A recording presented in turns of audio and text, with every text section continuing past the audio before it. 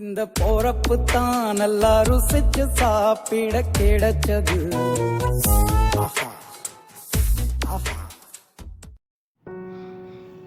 Hi friends, welcome to விருதை விருந்து.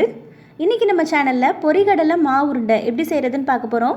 நம்ம சேனலை ஃபஸ்ட் டைம் விசிட் பண்ணுறவங்க கீழே உள்ள சப்ஸ்கிரைப் பட்டனை ப்ரெஸ் பண்ணிக்கோங்க. பக்கத்தில் உள்ள பெல் ஐக்கானையும் ப்ரெஸ் பண்ணிக்கோங்க. நான் இன்றைக்கி 1 கப் அளவுக்கு பொரிகடலை எடுத்திருக்கேன். பொரிகடலைக்கு சமமான அளவுக்கு சுகர் எடுத்திருக்கேன். அதோட ஒரு 6 டீஸ்பூன் அளவுக்கு நெய் எடுத்திருக்கேன். இந்த சுகர் வந்து அரை கப்பில் இருந்து 1 கப் வரைக்கும் உங்களுக்கு தேவையான இனிப்பு பதத்துக்கு ஏற்ற மாதிரி எடுத்துக்கலாம்.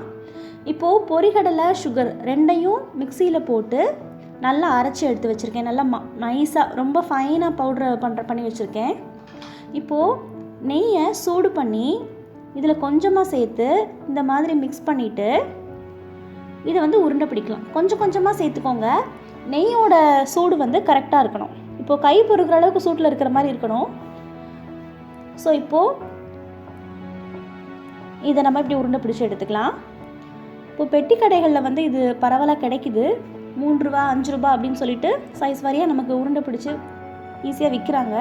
பட் நம்ம வீட்லேயே நம்ம குழந்தைங்களுக்கு செஞ்சு கொடுக்கலாம். அது ரொம்ப ரொம்ப சிம்பிளாக செய்யக்கூடிய ரெசிபி தான். ஸோ இது வந்து ஹீமோக்ளோபின் கண்டென்ட் வந்து ரொம்ப அதிகமாக இருக்கும். குழந்தைங்களுக்கு கொடுத்தீங்கன்னா டெய்லி ஒரு உருண்டை கொடுத்தீங்கன்னா கூட ரொம்ப நல்லது. இதை வந்து மொத்தமாக செஞ்சு ஒரு பாக்ஸில் போட்டு ப்ரிசர்வ் பண்ணி வச்சுக்கலாம். இது கெட்டு போகாது. ஸோ இந்த ரெசிபியை கண்டிப்பாக உங்கள் வீட்டில் ட்ரை பண்ணி பாருங்கள். மறக்காமல் விருதை விருந்து சேனலுக்கு சப்ஸ்கிரைப் பண்ணுங்கள். தேங்க்யூ.